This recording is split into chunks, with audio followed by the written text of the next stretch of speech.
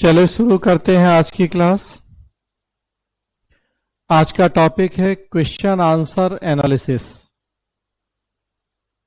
पिछली कुछ क्लास में मैंने आपसे राइटिंग स्किल पे काफी चर्चा की है कि मेंस में राइटिंग स्किल का क्या महत्व होता है और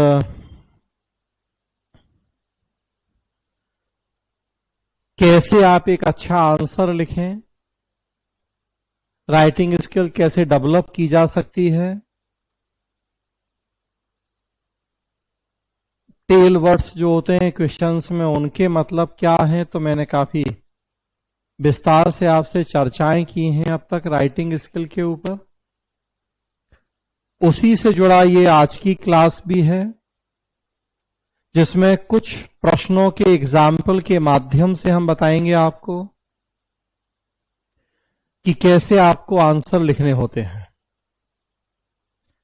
जैसा मैंने पहले भी बताया था कि शुरू में ही हम वो सारी जरूरी चीजें आपको बता देते हैं जिनकी जरूरत आपको बाद में पड़ेगी,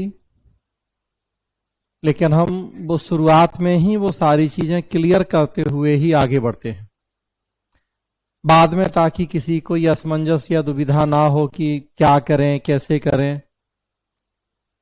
और इसीलिए बार बार सलाह देते हैं कि क्लास जब भी करें एकदम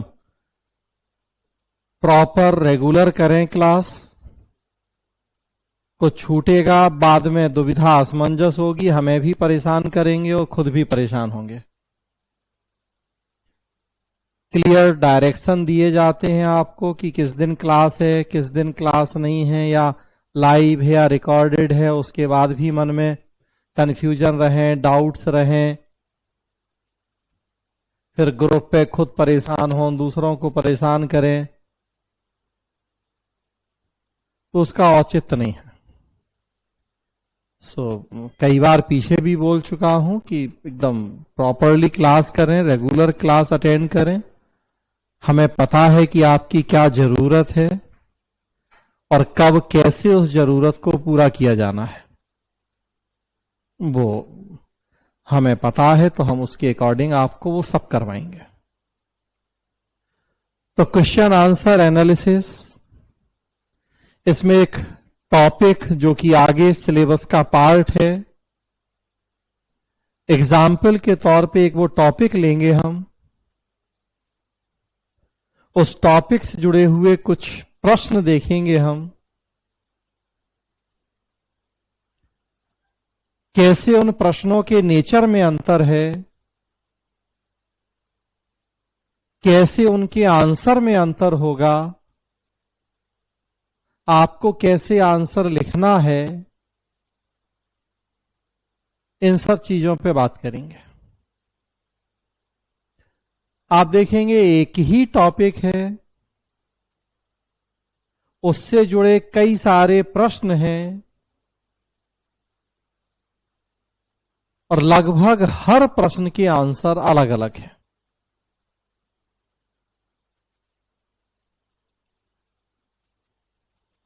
तो जैसा हम बात कर रहे थे पीछे कि बीए एमए में होता क्या था कि बहुत स्ट्रेट फॉरवर्ड,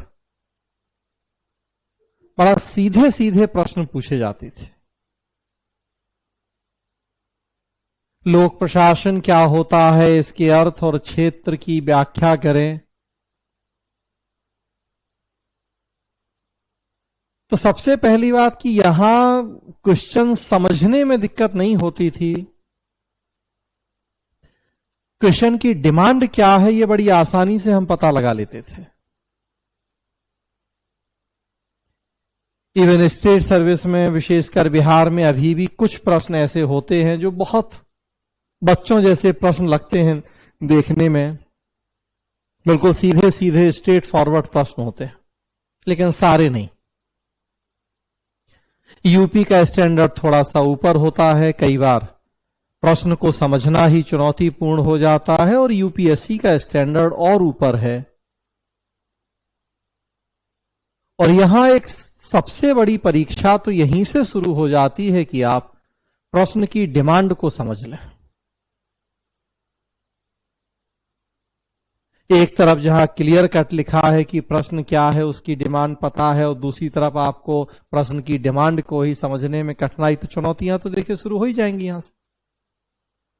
अब अगर सही डिमांड नहीं समझ पाएंगे तो जानते होंगे वो टॉपिक, वो सारी चीजें, लेकिन वहां अगर नहीं समझ पाए सही डिमांड, जल्दीबाजी में, प्रेशर में, तो सब गड़बड़ हो जाएगा।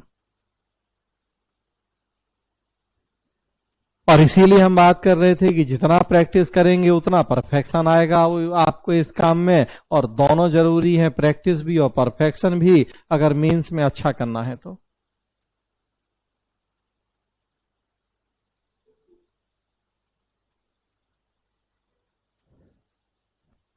एक एग्जाम्पल यहां है, एक टॉपिक आगे हम पढ़ेंगे, लोक प्रशासन का महत्व, सिग्निफिकेंस ऑफ पब्लिक एडमिनिस्ट्रेशन।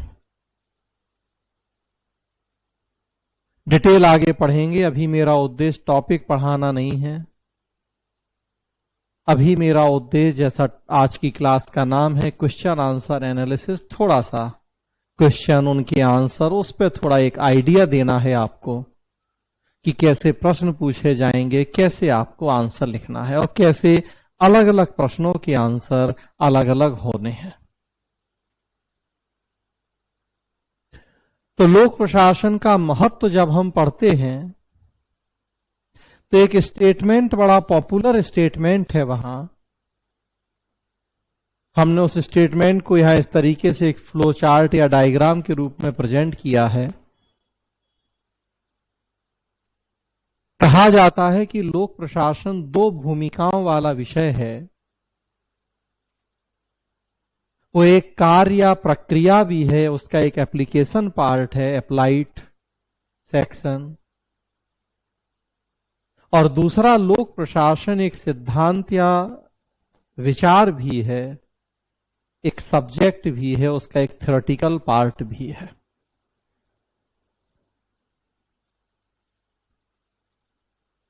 कार्य प्रक्रिया व्यवहार है जो हम अपने चारों तरफ घटित होते हुए देखते हैं। लोक प्रशासन हम पढ़ रहे हैं, लेकिन लोक प्रशासन काम भी कर रहा है हमारे चारों तरफ, कलेक्टर, एसपी या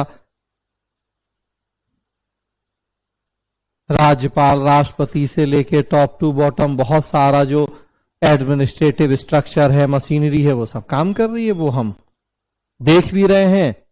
व्यवहार में उसका एप्लीकेशन पार्ट और एक सब्जेक्ट के रूप में वो पढ़ भी रहे हैं।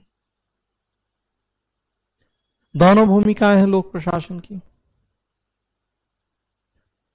और ऐसा माना जाता है कि लोक प्रशासन कार्य या प्रक्रिया के रूप में उतना पुराना है जितनी पुरानी सभ्यता।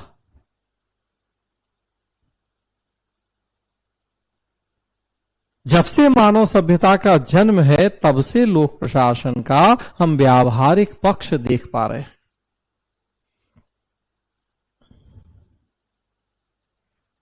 लेकिन एक विषय, जिस सब्जेक्ट, लोक प्रशासन जो डिसिप्लिन है, डिसिप्लिन ऑफ पब्लिक एडमिनिस्ट्रेशन, इसका जन्म हुआ है 1887 में यूएस में, जब वहां पॉल साइंस के प्रोफेसर वुडरो विल्सन ने एफर्ट किया इसे एक इंडिपेंडेंट सब्जेक्ट बनाने का।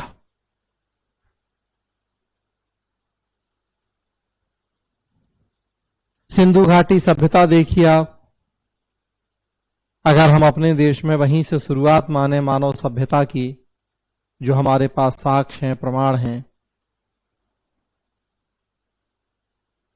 तो हमें उससे जुड़ी कई ऐसी जानकारियां मिलती हैं जिसके आधार पर हम ये निष्कर्ष निकालते हैं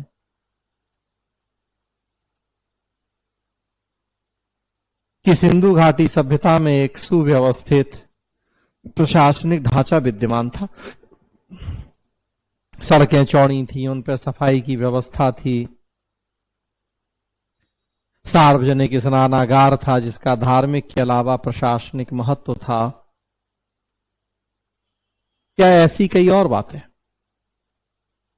तब अगर सड़कें चौड़ी थी, उन पर सफाई की व्यवस्था थी, तो हम अनुमान लगाते हैं कि लोगों के हित के लिए सामूहिक प्रयास किए जाते थे। सड़कों पर सफाई की व्यवस्था कोई व्यक्तिगत प्रयास से नहीं होगा, और ना उसका उद्देश्य कोई व्यक्तिगत स्वार्थ या लाभ होगा। अगर सड़कें चौड़ी हैं, उन पर सफाई की व्यवस्था है, तो कहीं ना कहीं प्रयास कलेक्टिव हैं, सामूहिक प्रयास हैं, कलेक्टिव एफर्ट्स हैं, और उद्देश्य कहीं ना कहीं जनता का हित है।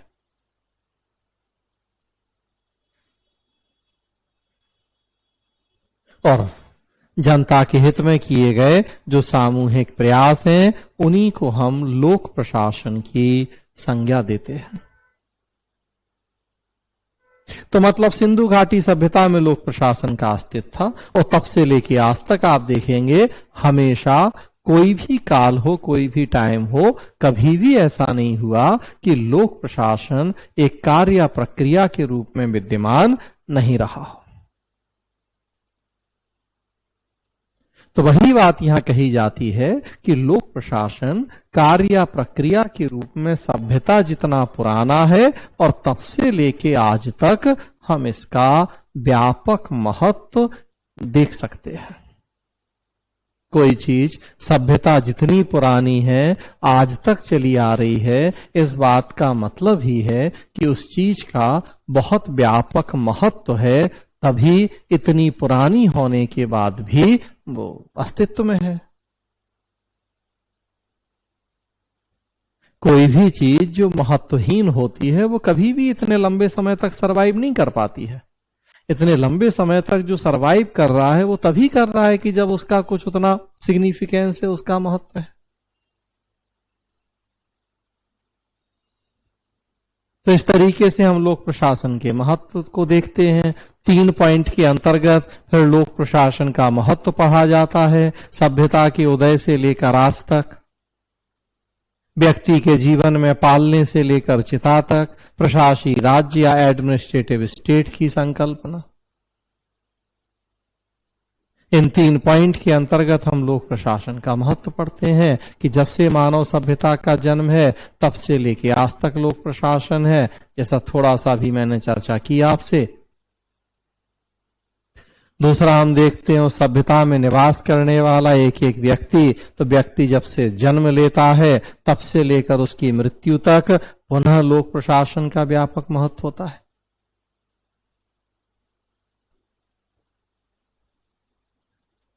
बर्थ सर्टिफिकेट से लेके डेथ सर्टिफिकेट तक, वो एजुकेशन हो, हेल्थ हो, एम्प्लॉयमेंट हो, इंश्योरेंस हो, किसी ना किसी रूप में कभी ना कभी हमें पब्लिक एडमिनिस्ट्रेशन की जरूरत पड़ती है। इवन आजकल तो आप देखिए, जन्म के पहले से ही हम लोगों के देश में लोक प्रशासन की भूमिका शुरू हो जाती है।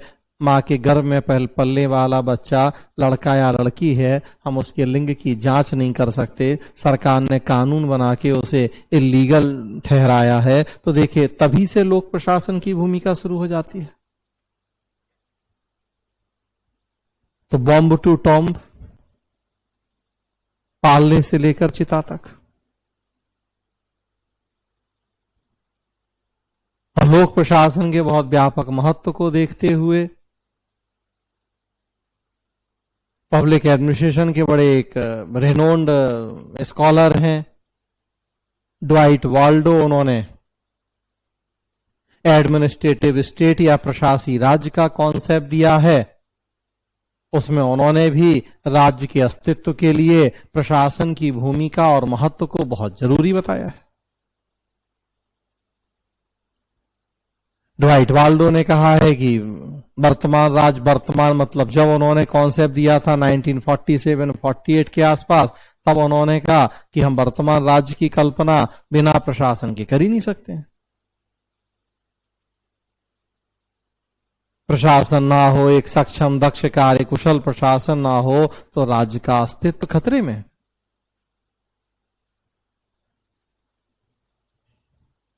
तो बहुत बड़ी बात की उन्होंने पूरे राज्य के अस्तित्व को प्रशासन के ऊपर निर्भर बताया। तो हम कई पॉइंट में फिर लोक प्रशासन का महत्व पढ़ते हैं, जो प्रशासी राज्य की संकल्पना है या एडमिनिस्ट्रेटिव स्टेट का कॉन्सेप्ट, उसे फिर कई पॉइंट में डिस्कस करते हैं। कैसे इतनी बड़ी बात कह दी ड्वाइट वाल्डो ने कि हम राज्य की कल्पना बिना प्रशासन के नहीं कर सकते।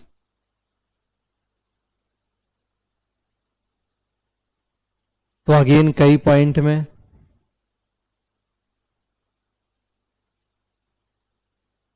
पब्लिक एडमिनिस्ट्रेशन का महत्व पढ़ा जाता है। कुछ पॉइंट यहां लिखे हैं कि लोक प्रशासन सरकार के उद्देश्यों को प्राप्त करने का साधन है।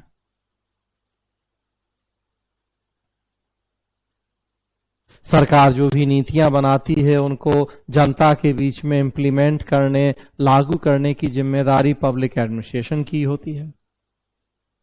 सही ढंग से नीतियां लागू हो जाएंगी तो जिन उद्देश्यों की प्राप्ति के लिए नीतियां बनी हैं वो उद्देश्य पूरे हो जाएंगे। सही ढंग से नीतियां लागू नहीं होंगी, उद्देश्य पूरे नहीं हो पाएंगे।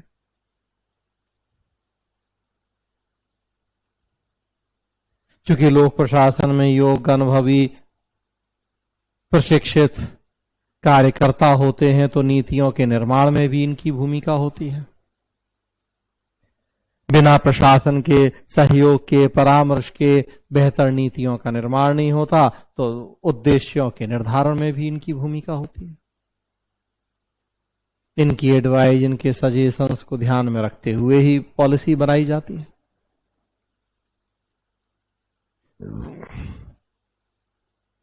रेगुलेटरी स्टेट या नियामकी राज्य की स्थापना लोक प्रशासन करता है। रेगुलेटरी स्टेट में बेसिकली जो सरकारें हैं वो मेनली 3 काम करती हैं: tax collection, law and order को मेंटेन करना और जुडिशियल सिस्टम, राजस्व का संग्रह, कानून व्यवस्था की स्थापना, न्याय प्रशासन, मुख्यतः ये 3 काम करती हैं सरकारें। सब लोक प्रशासन के द्वारा किए जाते हैं, चाहे टैक्स कलेक्ट करना हो, चाहे लॉ एंड ऑर्डर मेंटेन करना हो, और चाहे लोगों के विवाद निपटाना हो। सब पब्लिक एडमिनिस्ट्रेशन के अंतर्गत हैं चीजें सब। वेलफेयर स्टेट का कॉन्सेप्ट है या लोक कल्याणकारी राज्य का, वो भी लोक प्रशासन के द्वारा ही हम पूरा करते हैं।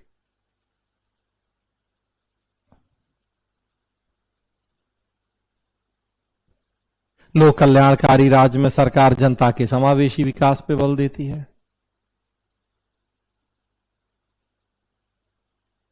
सबका साथ, सबका विकास, सबका विश्वास।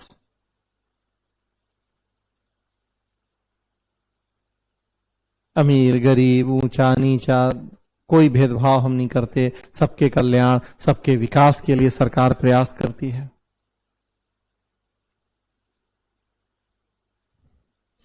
उसी में सोशियो इकोनॉमिक चेंज डेवलपमेंट है, पॉलिटिकल चेंज डेवलपमेंट है, सब लोक प्रशासन के द्वारा किया जाता है। कई और पॉइंट हैं लोक प्रशासन के महत्व के।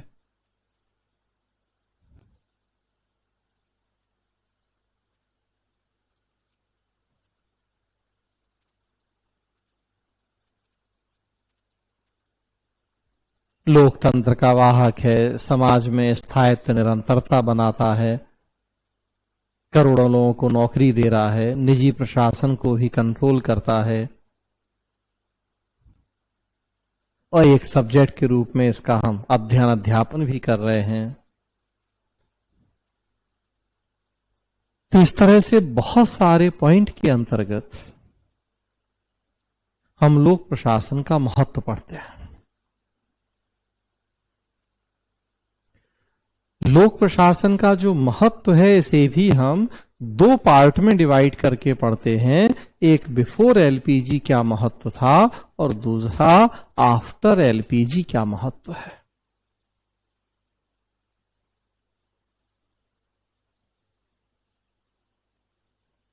और केवल महत्व नहीं, लोक प्रशासन में जितने टॉपिक हम पढ़ेंगे लगभग हर टॉपिक को हम इसी तरीके से 2 पार्ट में डिवाइड करके पढ़ेंगे कि बिफोर एलपीजी और आफ्टर एलपीजी। 80s 90s के पहले की दुनिया दूसरी थी। 80s 90s में जब एलपीजी की नीतियां आई, LPG liberalisation, privatisation and globalisation, उदारीकरण, निजीकरण और भूमंडलीकरण की नीतियां आई तो दुनिया काफी बदल गई। परिणाम हुआ कि लोक प्रशासन की भूमिका, उसके महत्व, उसके स्वरूप में परिवर्तन हो गया।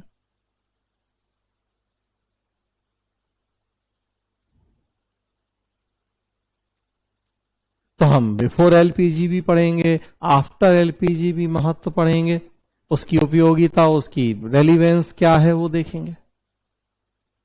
तो इस तरह से पूरा अपने आप में एक ये कंप्लीट और बड़ा महत्वपूर्ण टॉपिक है लोक प्रशासन का महत्व, उसकी वर्तमान समय में उपयोगिता, प्रासंगिकता। अब कुछ यहां प्रश्न लिखे हैं, देखिए लोक प्रशासन के महत्व से जुड़े हुए कुछ प्रश्न हैं स्क्रीन पे। लगभग प्रश्न ऐसे हैं जो यूपीएससी, यूपीपीसीएस या बीपीएससी में पूछे जा चुके हैं। एक आध प्रश्न हमने एक्स्ट्रा भी जोड़ दिया है अपनी तरफ से, अदरवाइज ज्यादातर प्रश्न जो पूछे गए और लगभग आप देखेंगे किसी ना किसी थिंकर के स्टेटमेंट है ये।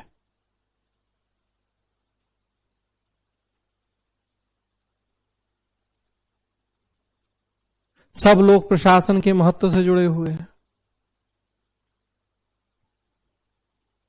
आप देखेंगे कि सारे प्रश्न लोक प्रशासन के महत्व से जुड़े हुए हैं,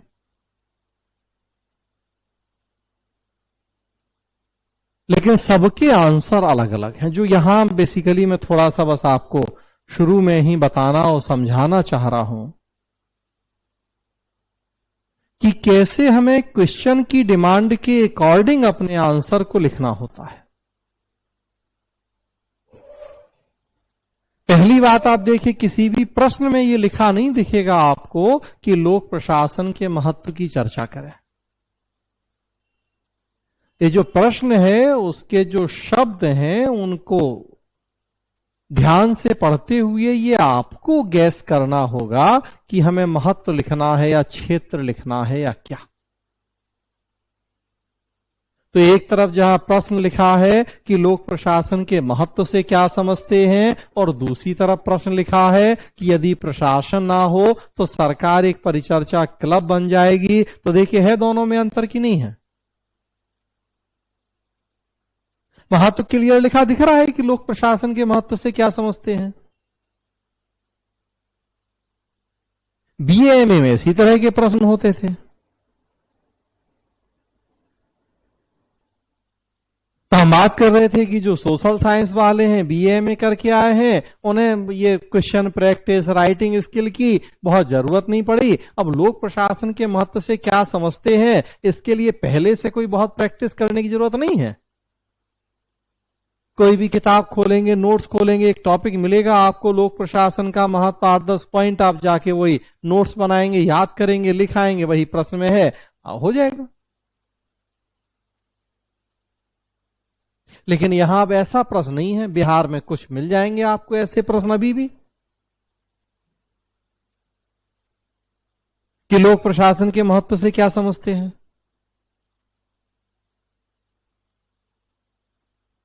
तो सबसे पहली बात तो कि अब जब प्रश्न में यह नहीं लिखा है कि लोक प्रशासन का महत्व, प्रश्न की भाषा को चेंज हो गई है। उस भाषा को ध्यान से पढ़ते समझते हुए आपको ये पता लगाना है कि प्रश्न की डिमांड क्या है, महत्व लिखना है, विकास लिखना है, क्षेत्र लिखना है, या उसका नेचर डिस्कस करना है। यहीं से चैलेंज शुरू हो जाता है। फिर आपने चलिए ये पता लगा लिया कि हमें लोक प्रशासन का महत्व लिखना है, तो अब महत्व में भी क्या जितना पूरा पढ़ा है किताब नोट्स में वो सब लिख देना है, या कोई पर्टिकुलर सेक्शन पे फोकस करना है। तो स्वाभाविक सी बात है कि पूरा नहीं लिख देना है जो पढ़ के आए थे, बल्कि किसी पर्टिकुलर सेक्शन जहां से प्रश्न जुड़ा है उस पर फोकस करना है।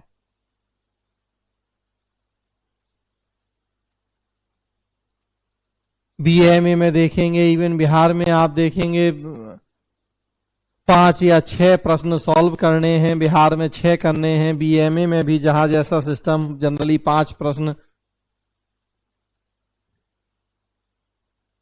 और मैंने आपको बताया कि 3 घंटे का एक रिटन पेपर होता है, तो उसमें एक एवरेज, एक स्टैंडर्ड हम मान के चलते हैं कि आपको 3000 से 3500 शब्द लिखने चाहिए उसमें। मतलब अगर 5 प्रश्न हल कर रहे हैं आप, तो लगभग 550 से 600 शब्द में एक आंसर होना चाहिए आपका।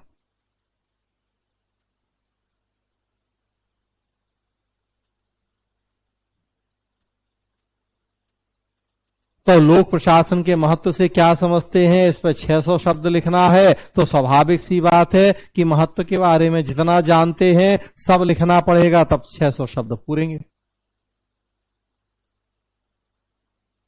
बिहार में भी अब यही है कि भाई फुल लेंथ प्रश्न है, तो वहां भी आपको 500-550 शब्द 600 शब्द में लिखना है, मतलब पर्याप्त वर्ड लिमिट है आपके पास। लेकिन यूपी और यूपीएससी में आप देखेंगे उतने बड़े प्रश्नों का प्रचलन कई साल से बंद हो गया है। अब यहां 125 शब्द, 150 शब्द, 200 शब्द, 250 शब्द, इस रेंज के प्रश्न हैं।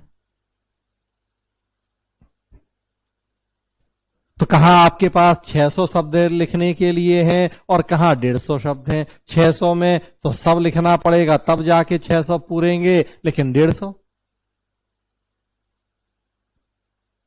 अब 150 में भी आप सोचो कि जितना हम पढ़ के आए हैं वो सब लिख दें लोक प्रशासन का महत्व, तो फिर 150 तो कितने शब्द हैं, 15 लाइन है। एवरेज अगर एक लाइन में 10 शब्द अगर माने तो 8 शब्द माने तो 19 लाइन है। अब सोच के देखिए आप, अब जबकि 150-200 शब्द में आपसे लिखने की अपेक्षा की जा रही है, तो वहां अब आप ये भी नहीं कर सकते कि लोक प्रशासन के महत्व में जितना पढ़ा, जितना जानते हैं वो सब लिख दें। शब्द तो बहुत कम पड़ जाएंगे फिर। तो फिर ऐसी स्थिति में जितना आप जानते हैं लोक प्रशासन का महत्व, उसमें से आपको वही लिखना पड़ेगा यहां जो कि प्रश्न की डिमांड है, तभी तो नंबर मिलेंगे। इस बात से तो आप सहमत होंगे।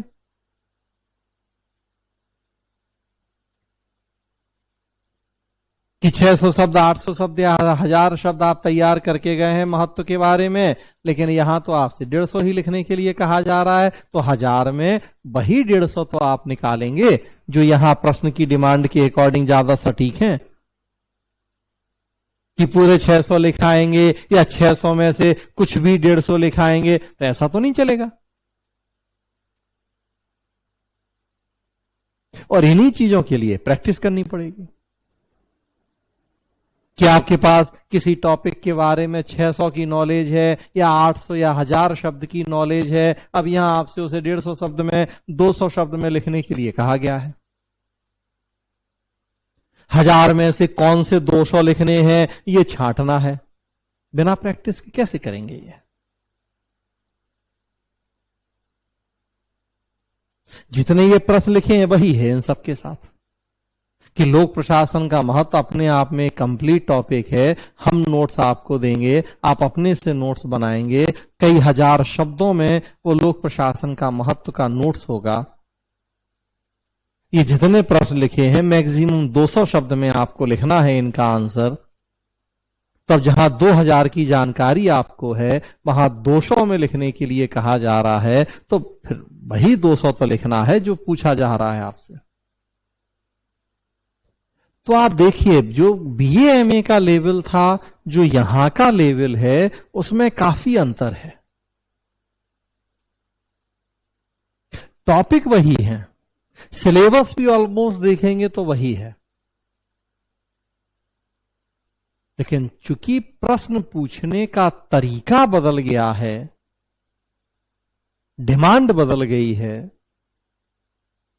तो उस बदले हुए तरीके और डिमांड के अकॉर्डिंग आपको अपने आंसर लिखने का तरीका और डिमांड भी बदलनी होती है,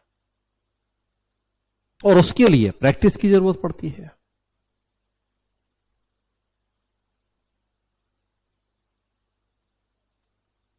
प्रश्न पूछा जाता है कि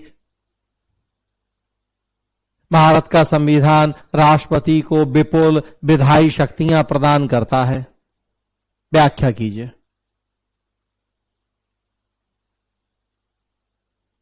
या राष्ट्रपति संसद का अभिन्न अंग है, व्याख्या कीजिए। तो देखिए आप,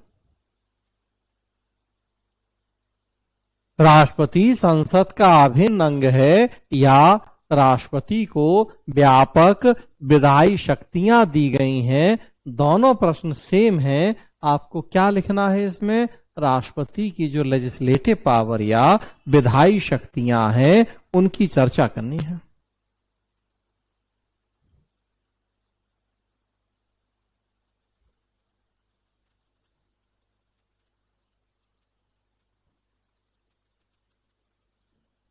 तो अब मान लीजिए आपसे कहा गया 200 शब्द में आप आंसर लिखिए इस प्रश्न का। राष्ट्रपति संसद का अभिन्न अंग है या राष्ट्रपति को व्यापक विधायी शक्तियां प्रदान की गई हैं।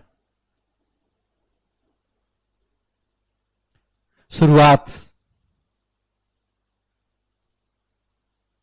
करें आपकी आर्टिकल 79 भारतीय संविधान, जिसमें हमने राष्ट्रपति को संसद का अंग बनाया है। लोकसभा प्लस राज्यसभा प्लस राष्ट्रपति से मिलकर संसद का गठन होता है। संसद का प्रमुख काम कानून बनाना है।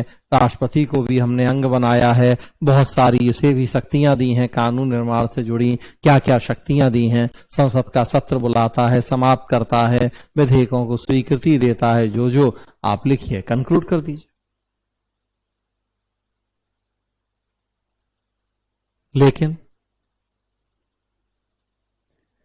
लेकिन अगर आपने ये सीखा नहीं है, प्रैक्टिस नहीं करी है, तो जनरली क्या होता है कि राष्ट्रपति संसद का अभिन्न अंग है। जब हम इस प्रश्न का आंसर लिखने जाते हैं तो 4-6 तो राष्ट्रपति की विधायी शक्तियां लिखते हैं, लेकिन बाद में फिर हम ये भी लिखने से नहीं चूकते हैं कि राष्ट्रपति राज्यपाल की नियुक्ति भी करता है। राष्ट्रपति तीनों सेनाओं का सेनापति भी, हम ये भी लिखने से नहीं चूकते। क्यों ऐसा? यही हम गलती कर बैठते हैं कि जो कहा गया वो पूछा गया, हमने उसके अलावा भी कुछ लिख दिया। क्यों ऐसा? चूंकि वो हमने कहा जो पुराना तरीका था ग्रेजुएशन वाला, बीए वाला, उसमें था कि जितना जानते हो सब लिख दो। वहां ये किंवदंती प्रचलित थी कि जितना ज्यादा लिखोगे, जितनी आप सप्लीमेंट्री कॉपी या पूरक उत्तर पुस्तिकाएं लगाओगे, वजन तराजू पे तौल के आपको नंबर दिए जाएंगे। तो 3 घंटे जितना जानते थे सब लिख देना होता था। कुछ नहीं आ रहा तो पिक्चर की कहानी ही लिख दो कोई, लेकिन खाली नहीं छोड़ो। तो वहां से वो आदत पड़ गई।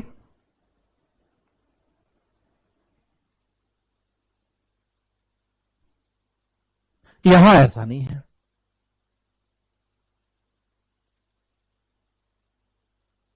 यहां पहली बात तो हमने कहा वो 600, 700, 800 शब्द नहीं लिखने हैं। दूसरी बात, यहां भजन देख के नंबर नहीं मिल रहे हैं। ये हम लोग क्या यूनिवर्सिटी कॉलेज में हो सकता है ऐसा कि एमए की कॉपियां कक्षा 8वीं का छात्र चेक करता हो, या सिविल सेवा परीक्षा में कम से कम ऐसा तो नहीं होगा कि आपकी कॉपी का वजन देख के नंबर मिलेगा, या आपकी कॉपी कोई 8वीं 10वीं का छात्र चेक करेगा, या जो भी एक एक लाइन पढ़ी जाएगी। तो स्वाभाविक सी बात है कि जितना काम का होगा उसी हिसाब से नंबर मिलेंगे। तो वर्ड लिमिट भी है। बहुत सीमित शब्दों में अपनी बात कहनी है और कोई भी बकवास की गुंजाइश ही नहीं है, क्योंकि वजन अब नहीं देखा जाना है कॉपी का, क्वांटिटी नहीं क्वालिटी देखी जानी है। डिमांड के अकॉर्डिंग आंसर है या नहीं वो देखा जाना है। तो अगर प्रश्न राष्ट्रपति की विधायी शक्तियों के ऊपर है तो आपसे स्ट्रिक्टली ये अपेक्षा की जाती है कि आप केवल और केवल विधायी शक्तियों की चर्चा करें।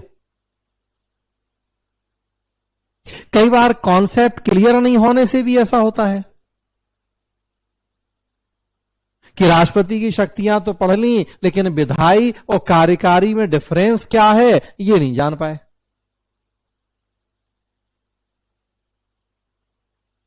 केंद्र संबंध पढ़ लिए, लेकिन विधायी और प्रशासनिक संबंधों में डिफरेंस क्या है, विधायी अलग हैं कार्यकारी अलग हैं, वो नहीं जान पाए। जनरली लोग नहीं जान पाते तो जब विधायी संबंध पढ़ाएं तो लगभग लोग बोलते हैं कि सर राज्यपाल की नियुक्ति भी, तो तब डांटना पड़ता है उन्हें कि राज्यपाल की नियुक्ति विधायी नहीं प्रशासनिक व्यवस्था है।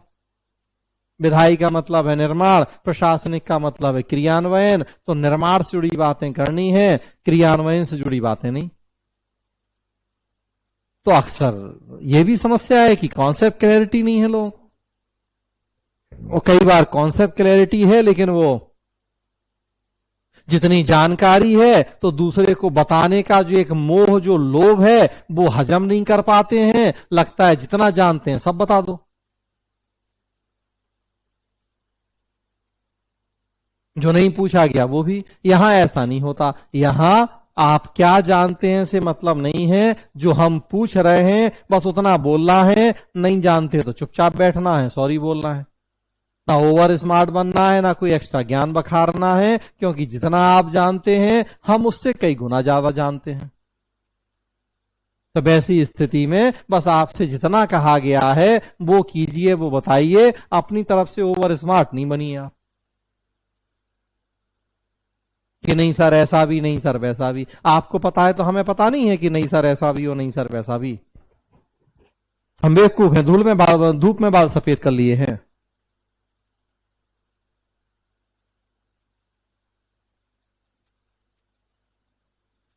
तो जो आपसे कहा जा रहा है वो कीजिए, जितना पूछा गया है वो। आपसे कहा गया है कि राष्ट्रपति की विधायी शक्तियां बतानी है तो केवल और केवल वो बताइए, उसके अलावा कुछ और बताने की कोशिश नहीं कीजिए आप।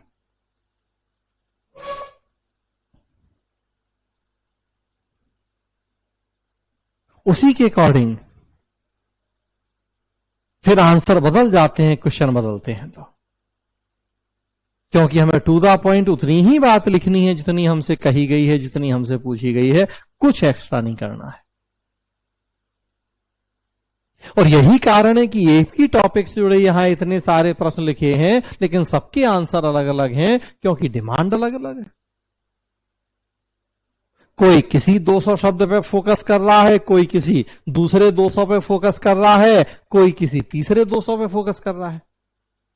तो पूरा टॉपिक तो 2000 शब्द का या 5000 शब्द का है, आपको 200 लिखना है। तो हमने कहा वो कौन से 200 लिखना है वो अब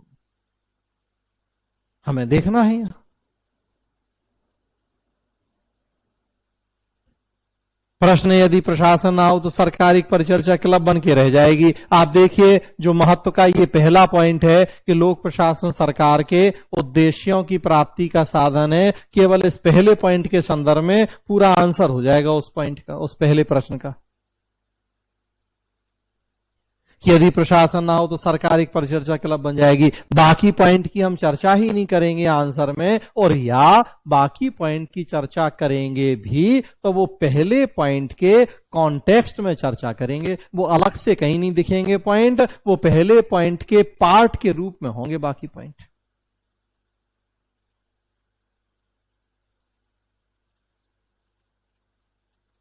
हमें दिखाना होगा कि सरकार के 3 अंग है, जिसमें विधायिका का काम नीतियां बनाना है, और फिर प्रशासन का काम उन नीतियों को जनता के बीच में लागू करना है। अच्छे से अच्छी नीतियां बन जाएं, लेकिन अगर योग्य और सक्षम प्रशासन ना हो, वो नीतियां सही ढंग से लागू नहीं होंगी, और जब सही ढंग से लागू नहीं होंगी तो उद्देश्य पूरे नहीं होंगे।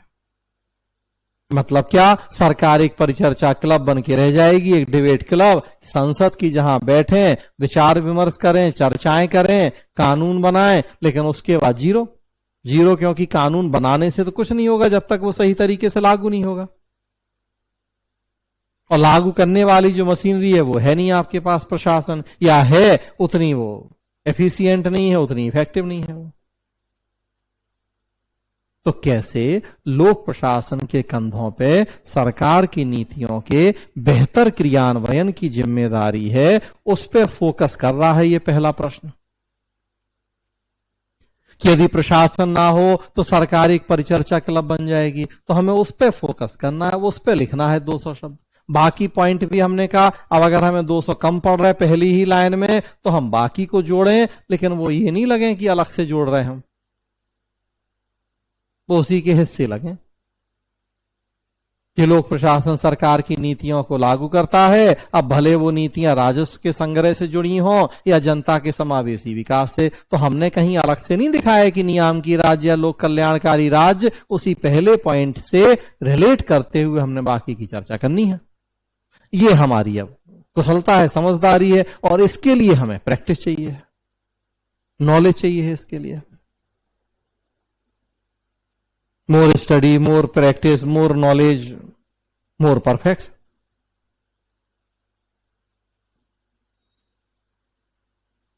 तो ये है सारी बातें। तो उसी तरह से देखेंगे आप, हर प्रश्न की डिमांड अलग अलग है।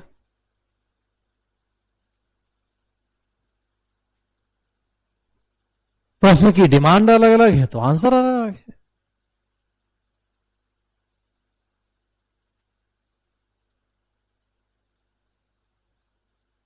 दूसरा प्रश्न देखिए, लोक प्रशासन सामाजिक परिवर्तन का मुख्य भी करता है। अब समझ गए आप कि इस प्रश्न में क्या, तो देखिए 5 नंबर पॉइंट है, सामाजिक आर्थिक परिवर्तन विकास का साधन। अब इस पे फोकस करेंगे हम।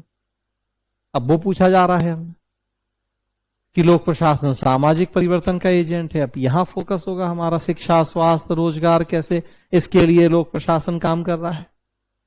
बदल जाएगा आंसर।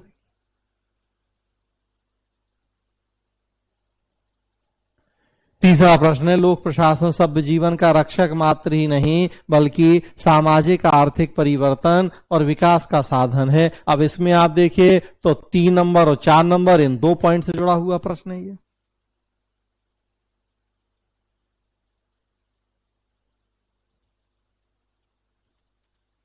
स्वतंत्रता के पहले आप देखें, बिफोर इंडिपेंडेंस, तो हमारे देश में रेगुलेटरी स्टेट या नियामकी राज्य का कॉन्सेप्ट प्रचलित था, जिसमें सरकार मुख्यतः 3 काम करती थी।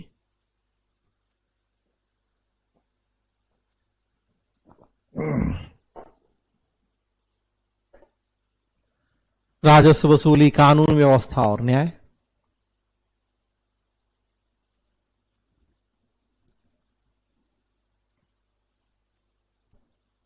जब हम आजाद हुए, वेलफेयर स्टेट का कॉन्सेप्ट आ गया। आफ्टर इंडिपेंडेंस देखें, अब सरकार जनता के समावेशी विकास पर जोर देती है, सबका साथ सबका विकास।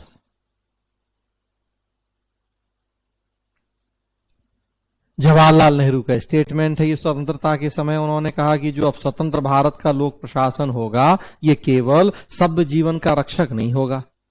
सभ्य जीवन की रक्षा मतलब वही रेगुलेटरी स्टेट या नियामकी राज्य।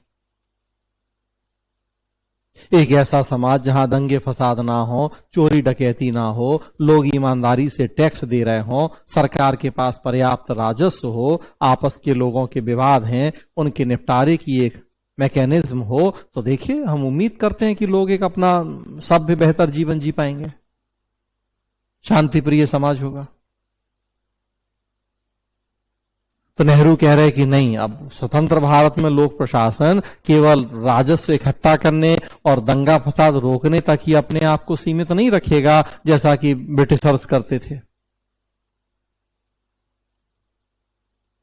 बल्कि अब लोक प्रशासन इससे कहीं आगे बढ़ेगा और वो जनता के समावेशी विकास के लिए भी प्रयास करेगा। वो शिक्षा भी, वो स्वास्थ्य भी, वो रोजगार भी, वो इन सब की भी चिंता करेगा। लोक प्रशासन के काम की दायरे अब बढ़ाएंगे हम, गरीब को खाना भी खिलाएंगे, प्यासे को पानी भी पिलाएंगे, बेरोजगार को रोजगार भी देंगे, तो अब हम सामाजिक परिवर्तन का भी काम करेंगे।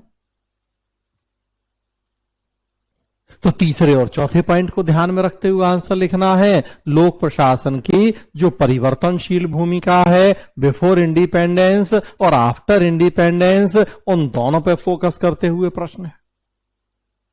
बदल जाएगा देखिए आंसर। तो इस तरह से आप देखिए जितने प्रश्न हैं सबके आंसर अलग अलग होंगे।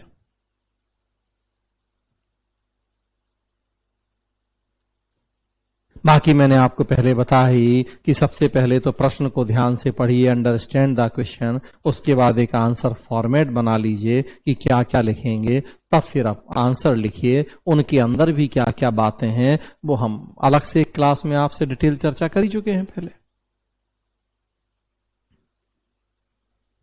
अब इनमें व्याख्या कीजिए, टिप्पणी कीजिए, अगर ये टेल वर्ड हैं उनके अकॉर्डिंग भी थोड़ा बहुत चेंज होंगे। अब वो भी अलग से हम बात कर चुके हैं आपसे।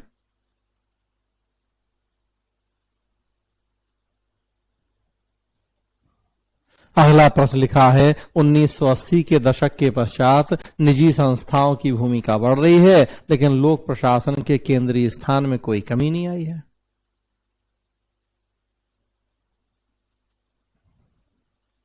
अब ये आप देखिए तो ये जो बिफोर एलपीजी और आफ्टर एलपीजी चेंज हुआ है लोक प्रशासन का रोल, उसका नेचर, ये उस पे बेस्ड प्रश्न है।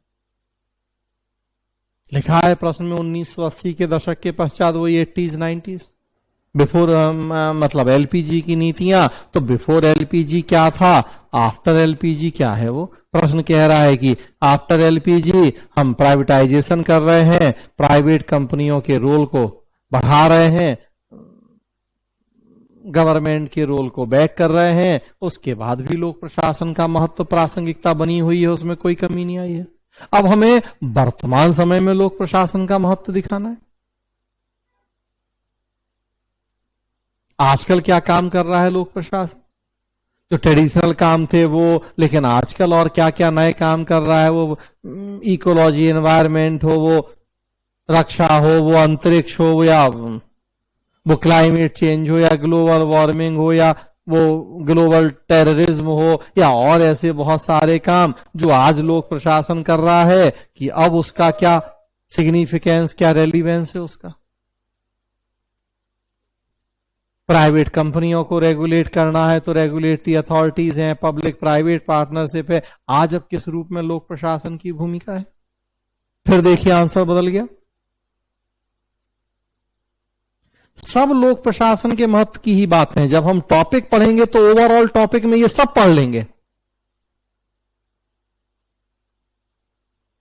और अब फिर बारी है कि अच्छा अब ये पूरा टॉपिक एक हमारा तैयार है, अब इस टॉपिक से क्या क्या प्रश्न पूछे गए हैं या पूछे जा सकते हैं। अब जिस तरीके से प्रश्न पूछे गए हैं, हमें अपना जो पूरा टॉपिक तैयार है उस प्रश्न की डिमांड के अकॉर्डिंग उतनी बातें निकालनी है अपने उस नोट से, अपनी उस नॉलेज से, और वो यहां लिखनी है, बाकी को छोड़ देना है। बाकी नहीं पूछी गई यहां हमसे, यहां जो पूछा गया यहां वही लिखना है हमें। एग्जामिनर खुश हो जाएगा, नंबर दे देगा कि यहां वास्तव में बच्चे को नॉलेज है, सब पढ़ा है, क्वेश्चन की डिमांड पता है, उसी के अकॉर्डिंग आंसर लिख रहा है। नंबर मिलेंगे आपको, अच्छे नंबर मिलेंगे, पास हो जाएंगे आप।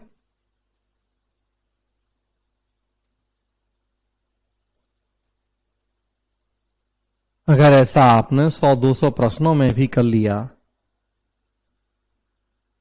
आंसर लिखा, एक बार आंसर लिखा, गलतियां देखी, ठीक करी, दोबारा लिखा, फिर गलतियां, तिबारा लिखा, चौथी पांचवी बार जब आप किसी प्रश्न का आंसर लिखते हैं, वो एक आइडियल आंसर होता है। 150 प्रश्नों में भी अगर आप ऐसा कर लेंगे तो आपको उतनी बेहतर स्थिति होगी कि आप अच्छे ढंग से जो क्वेश्चन है, उनकी डिमांड है, उनको समझ पाएंगे और सही ढंग से उनको टैकल कर पाएंगे, उनके आंसर लिख पाएंगे आप सही तरीके से। तो बहुत जरूरी काम है ये आप अपने लेवल पे करते रहें। वैसे तो 1 तारीख से ऑफलाइन क्लास की भी परमिशन दिल्ली गवर्नमेंट ने दे दी है। 2-4-10 दिन में देख रहे हैं कि शुरुआत हो रही है कोचिंगों की, हम भी देखते हैं, वेट एंड वॉच वाली स्थिति है। 2-4 दिन में अगर सब चीजें लग रहा है, क्योंकि रोज फिर थर्ड वेव का भी कुछ ना कुछ सुन ही रहे हैं, तो इसलिए एक डर भी है कि अदरवाइज अब सरकार की तरफ से तो परमिशन हो गई है ऑफलाइन क्लासेस खुलने की, तो ऑफलाइन खुलता है तो फिर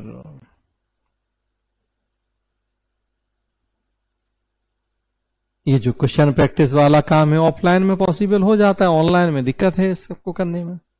लेकिन आप अपने से तो कर ही सकते हैं ये काम। इवन अपने से लिख के खुद भी चेक करेंगे तो आपको अपनी गलतियां काफी हद तक पता लग जाएंगी। करना पड़ेगा, लेकिन ये काम ये आपके हित में होगा। जितना आप समझेंगे इस बात का महत्व, उसका उतना आपके लिए ये बेनिफिशियल होगा। हमारा काम बताना है, बार बार हम कह रहे कि अल्टीमेटली करना आपको है, मानना नहीं मानना आपकी मर्जी है। हाँ, सीखने की इच्छा से बैठेंगे क्लास में तो और फायदा होगा, अदरवाइज अपनी हेकड़ी अपनी अकड़ में रहेंगे तो नुकसान अपना करेंगे। ना हमसे ज्यादा योग्य हैं, ना हमसे ज्यादा अनुभवी हैं आप, ना हमसे ज्यादा आपको जानकारी है, तो भाई सीखेंगे तो आप ही का भला होगा। और सीखने के लिए हमेशा जितने विनम्र रहेंगे उतना अच्छा है, उतना ज्यादा हमसे सीख पाएंगे, ले पाएंगे। अदरवाइज तो भाई, और केवल हमसे नहीं, कहीं भी कहा जाता है कि सीखना है, किसी से कुछ लेना है, तो याचक वाली जो भूमिका होती है, विनम्रता होती है, वो तो वैसे भी व्यक्ति का एक आभूषण होता है कि जितने पोलाइट, जितने विनम्र होंगे उतना अच्छा है। तो बस सीखिए, अपना काम कीजिए।